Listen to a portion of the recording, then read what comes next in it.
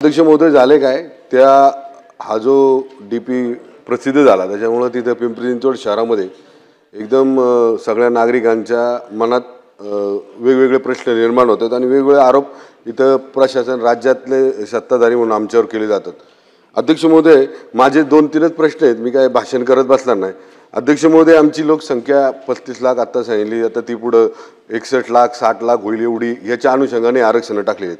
अध्यक्ष महोदय मागच्या आरक्षणापैकी 850 आरक्षण परत रिपीट केलेली आहेत, अजून जास्त केलेली आहेत। मग ती 850 जी आरक्षण होती ती आरक्षण टाकताना सुद्धा यांनी जागेवर जाऊन सर्वे केलेला नाही, तर तो जागेवर जाऊन सर्वे करण्याचा आदेश सुद्धा सरकारनं या प्रारूप आराखड्यामध्ये यांना देणार का, महानगरपालिकेला देणार का, अशी माझी हा एक प्रश्न आहे। दुसरा अध्यक्ष महोदय अनेक हे देहू आळंदीच्या मध्ये आमचे सांस्कृतिक आणि एक वारकरी संप्रदाय असलेली भूमी आहे, त्याच्यामध्ये कत्तलखान्यासारखं आरक्षण आहे। मुख्यमंत्र्यांनी जाहीर केले ते रद्द करणार। तसंच अनेक आरक्षण अशी आहेत की जी आमची गावची भूमिपुत्रांची किंवा गावातल्या लोकांची जुनी देवस्थान आहेत, त्या देवस्थानांवर सुद्धा आरक्षण पडलेली आहेत। अध्यक्ष महोदय ती सुद्धा आरक्षण रद्द करण्यासंदर्भातले आदेश मंत्री महोदय देणार का, अशा संदर्भातला एक माझा दुसरा प्रश्न आहे।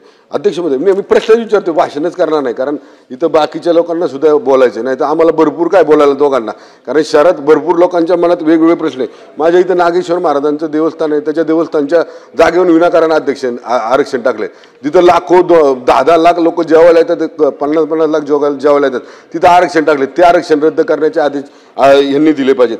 सगळ्यांनी हरकती सूचना घेतल्यात, त्या सूचनांचं म्हणजे जेवढ्या हरकती सूचना आल्यात तेवढ्या हरकती सूचनांचं म्हणजे एकदम निष्पक्षपणे त्या ठिकाणी त्याची हे झाली पाहिजे, अशा प्रकारचे आदेश मंत्र्यांनी त्या ठिकाणी दिले पाहिजेत।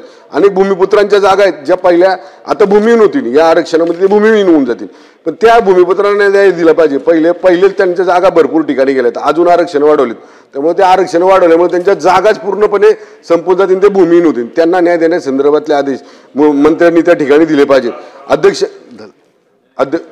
मंत्री महोदय एक शेवटचा प्रश्न लय घाईमध्ये लक्षवेधी आता आले, आम्हाला भरपूर बोलायचे, पण आता आम्हाला एवढंच म्हणायचं आहे, 25-25 एकराची गार्डन या आरक्षणामध्ये दिसतात, 25-25 साहेब 2 आणि 3 एकराची आरक्षण समाविष्ट गावांमध्ये त्यांनी तयार केली नाहीत मागच्या 20-25 वर्षामध्ये, तर 25 एकराचं गार्डन करणार तिथंच आहे।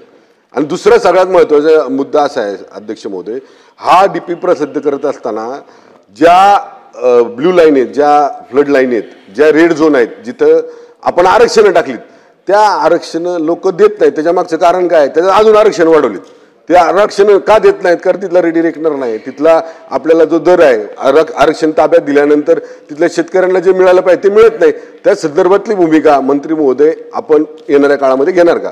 मंत्री महोदय। अध्यक्ष महोदय मी सुरुवातीला सांगितलं की सुनावणी तक्रारी निवेदनं ही प्राप्त झाल्यानंतर हा प्रारूप आराखडा शासनाकडे येतो आणि शासन या सगळ्याची निवेदनाची दखल घेऊन त्याच्यावर योग्य ती कारवाई करत असतो।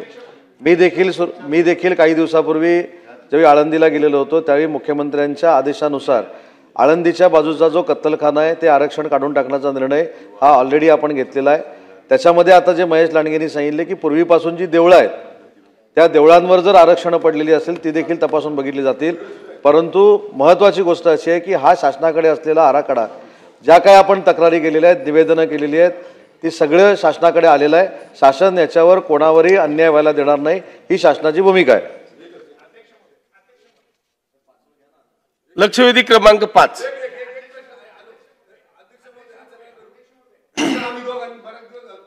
चला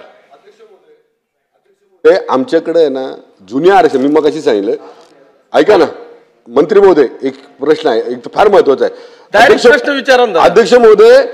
मंत्री महोदयांना मी प्रश्न विचारतो की अध्यक्ष महोदय 850 जी आरक्षण पहिली होती त्या आरक्षणांमध्ये ज्यावेळेस हा आरक्षण डीपी प्रसिद्ध केला अनेक घरांवर आरक्षण टाकलेली आहेत, गुंठा अर्धा गुंठा सोसायट्यांवर आरक्षण टाकलेली आहेत, कमीत कमी ती वगळायचे तरी त्या संदर्भामधले तरी आदेश आपण महापालिकेला द्यावेत अशा संदर्भात विनंती सांगितलं। तिसऱ्यांदा परत उत्तर देतो की कोणावरही अन्याय होणार नाही, व्यापाऱ्यांवर अन्याय होणार नाही, शेतकऱ्यांवर अन्याय होणार नाही, घरमालकांवर अन्याय होणार नाही, अशीच भूमिका शासनाची असेल आणि शासन योग्य तो निर्णय घेईल।